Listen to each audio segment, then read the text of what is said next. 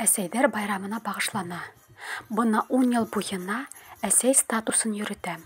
Ҡыуаныс та, кинәнес тә әсәй булып йөрөүҙәр. Идеальный әсәймен тип бер ҙә әйтә алмайым.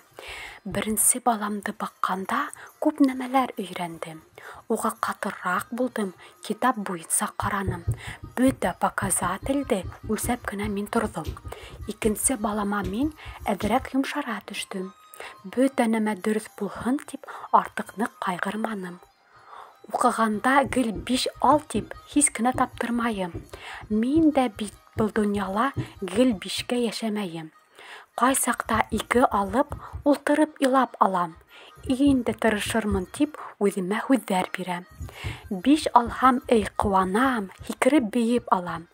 Эй аҡыллым, шәпһең тип үҙемде яратып алам. Әсәйҙәр, һеҙгә әйтәм, тырышмағыҙ гел 5-кә. Гел 5 алһаң ҡәҙере битә, 5 тигән билдәнеңдә.